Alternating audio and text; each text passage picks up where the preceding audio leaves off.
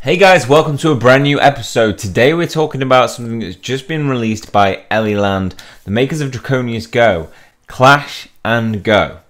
Okay, so an AR based game, but with a strategy element, with PvP, with building. It's got a single player campaign. It has ability to build a town center and things around it. So it's potentially like everything you would want from a mobile game, from two of the strongest kind of parts of mobile gaming at the moment. It's just strategy and AR gaming. So let's just take a look at it. I'll just kind of talk through some of the things that are on the site. So you can obviously go check this out, icoclashgo.com. You'll see at the start there is this total amount of tokens available. I've just been trying to get my head around what this actually means. So what the tokens are, if I've got it right, is you can buy tokens, not now when the pre-sale starts, and so you buy them at a certain rate, I think so many dollars per token, and they're going to use that money for an ad campaign, so paying for adverts on Facebook, YouTube, everything to get this out there so that it's going to have a lot of player base at the beginning, or people knowing about it to test it out and try it. More players will make this game better from what I've seen and what they've said. It's going to be, because it has a strong PvP element, the more people are playing, the more people you can play against. With this, I don't know in terms of what you get back. From my understanding, you will get that back in some form of currency. I think there's a currency in-game from what I'm reading. Anyway, that's all too a little bit mind-boggling. I only really care about what's this game going to do. So if we scroll down, we can see that the game is going to have a explore, build, conquest style. So Clash and Go combines a geolocation game in augmented reality, so like your Draconius Go, Pokemon Go, Jurassic World Alive, and a city building strategy game with real-time battles.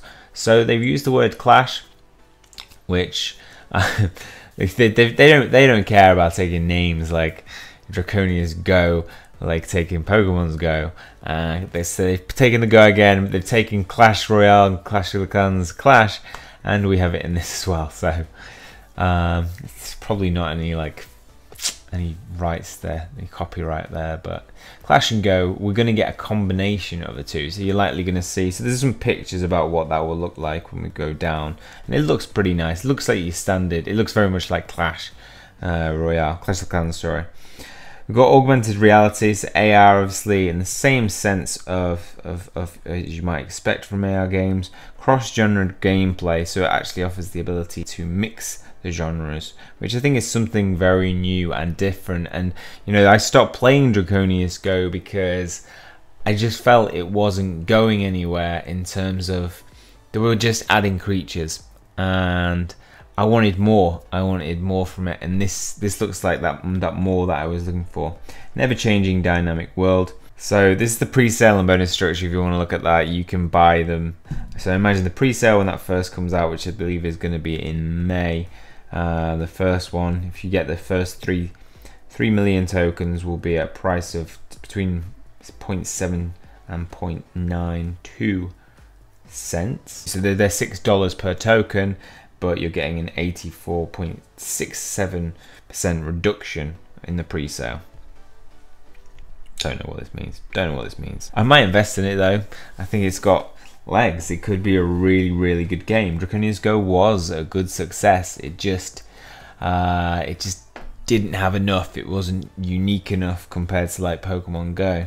Okay, so here's the bit we're really looking at. MVP, minimum viable product. Change the world. Change the augmented reality world the way you like using decentralized blockchain technology and Seago tokens. Okay, so there is going to be decentralized blockchain technology and Seago tokens. So Clash and Go tokens. So there is going to be an in-game cryptocurrency, I think it is. Is that like your Bitcoin? Complete geoquests. So regular geoquests allow you to find ancient treasures and powerful artifacts. So if anybody's ever doing geocaching, you can go out, find a little point, and actually you're gonna get some resources from it. It looks like some power-ups maybe. Looks like there's a rocket there. Then we've got the build the city element. So this is what it's going to look like, just a kind of preview. As you can see, it's very much like Clash of the Clans. You've got your base, you've got your walls that you're building up. We've got resources on the right, it looks like. 3 out of 5, maybe that 3 out of 5 is probably your builders. 2,500 your defense strength. Different buildings. Look, you got things that look like they're air attack missiles, cannons. So very much like, I imagine it will play out quite like Clash of the Clans. They'll have that same kind of, mix of air figures, your walking tanks, and then your archers and things like that, but in a probably spacey type, futuristic style. Build your city, show your tactic skills in creating an unbeatable base, protect your resources. Start a single player campaign in it as well. So a single player campaign against 60 enemy asteroid bases, each one more difficult than the previous one. This campaign is available to all players from the very start of the game. So this will be there from the beginning. And as you can see, it looks like you've got available loot there that you can get. Decrease shield. Find enemies. You've got the multiplayer on the left option. Next up, we've got Discover Unlimited Open World. So begin a journey through the AR parallel world, explore unoccupied territories, capture useful objects, and find hidden treasures.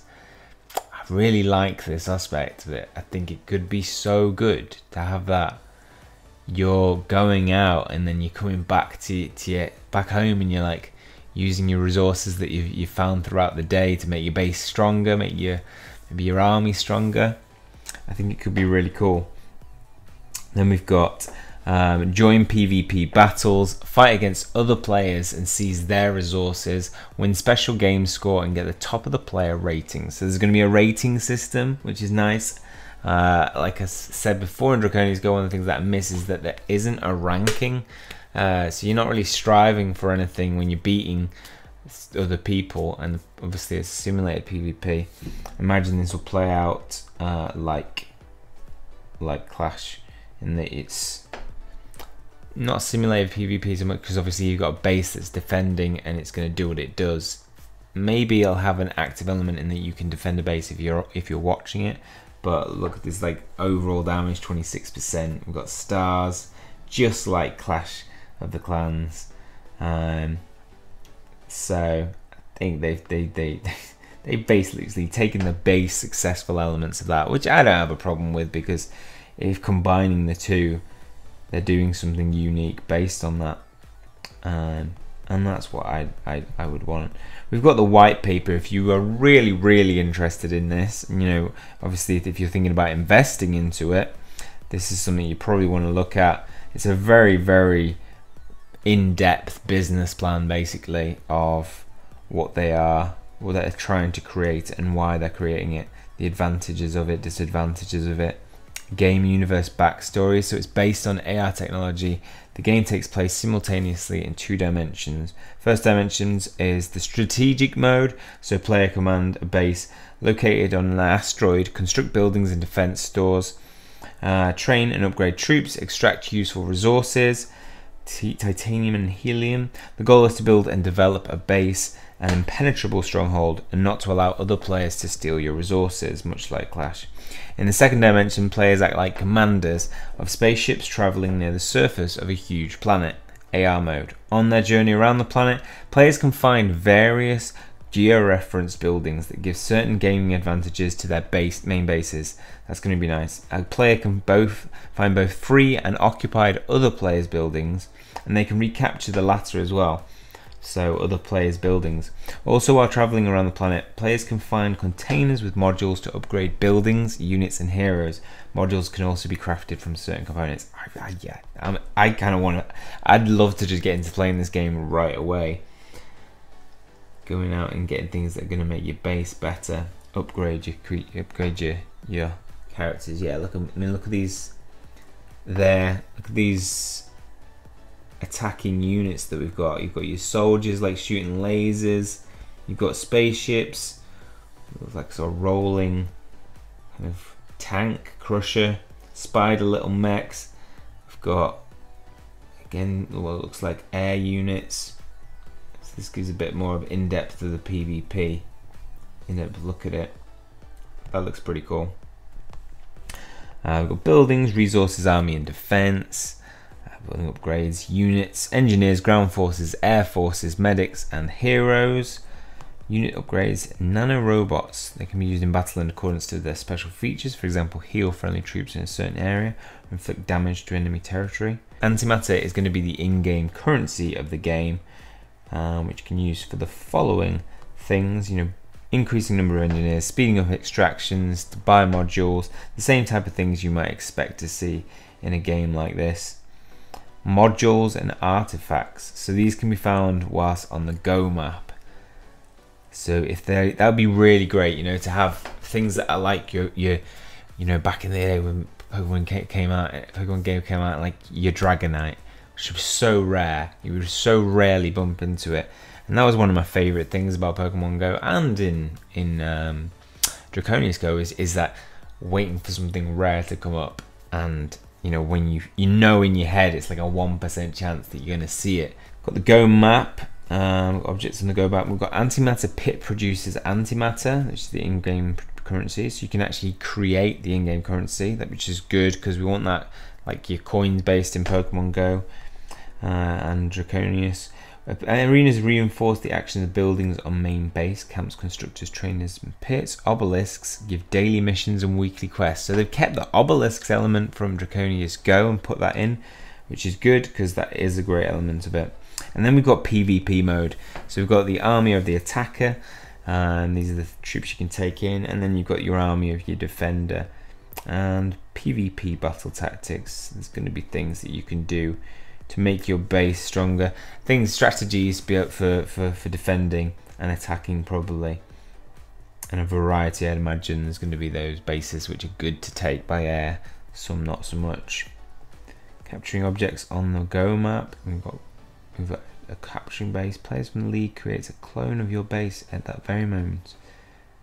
The reinforcements of the clan citadel can also be cloned. And if the object is occupied, the capturing object on the Go map, the offender attacks a clone of the defender's base. Okay, that's cool. And we've got clans as well. Awesome, we do need this element. Clans, joining a clan. We've got clan chat, clan wars. Definitely need that in it. Game balance, ratings, leagues, and an RPG element. The game features achievements, benefits for players. So the players will be able to gain cryptocurrency when playing Clash & Go and exchange it later for other cryptocurrencies. Every day, the daily ratio of emitted Clash & Go tokens will be divided into lots with various nominals, and they will be disposed in game auction where players can bid with antimatter, the in-game currency, to buy Clash & Go tokens. Considering the game provides the extraction of antimatter from special pits in the Go map, the players who possess such pits can exchange the antimatter hard currency they gathered for tokens, he or she gathered for tokens, with their further extraction into fiat money. Antimatter can be in both City Builder and Go parts of the game by destroying obstacles, geysers and meteors. Okay, modification of the game world as well. Tokenomics. So if you want to understand the tokenomics, that's probably the bit you want to read. So if you think about timeline, when is this coming? It's not going to be too long. We've actually obviously just heard about it. They've just released this via Twitter.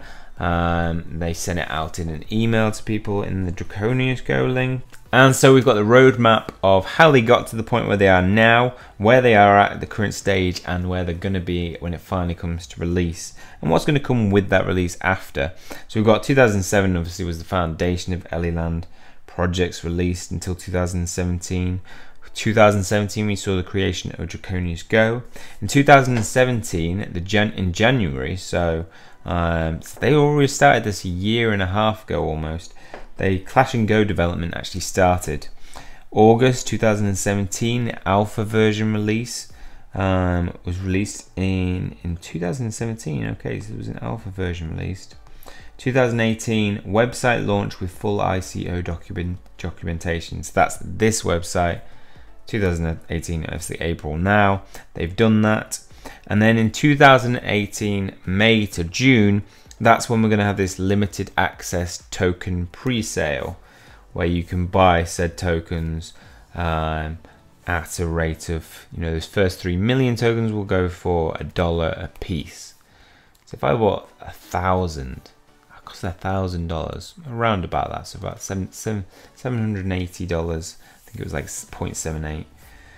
So yeah, you'd have to buy a lot. It's gonna need that investment to probably get. The thing is, if you invest in it, the more people who invest in it, the more money they're gonna have to advertise. The more money they advertise, I imagine if you are gonna get that money back in some way in the future, you're gonna be more likely to with that. So it's gonna be a very much community-driven game, I bet. 2018, they're gonna have the public token sale. 2018, they're going public about it. 2018, full Clash and Go release. So we can expect it in August. January, February, March, April, May, June, July, August. 4 months away from now. So not too long. You'll probably fly by. 2018, we've got Go Map Editor. 2018, we've got Clan Wars November. December, we've got Parallel Universes. 2019, new levels for units and buildings. 2019 June, game update, new resource type, new types of buildings and units. And 2019 September, we can expect a new galaxy. Not long to wait then. What do you think of this, guys? I really want to know what you guys think. For me, I'm really excited about playing this game. It looks exactly what I wanted. I was getting bored of Draconius Go because I wanted a little more from it. I wanted a competitive element that was PvP real time, or as a strategy element to it that makes it more complex, that and you've got to build up troops to make them stronger so you can beat people if there's a ranking system, clans. So much more to it than what Draconius Go is offering, that yeah, I think it could be really exciting. So let me know, what do you think of this, guys, in the description below. Those people who have played Draconius Go and know what ELYLAND are like in their content that they create. What are you thinking about the future of this? Also, if you are thinking of investing in this, let me know why. Let me know if you are actually gonna, how much you think you would invest into, how many tokens would you buy?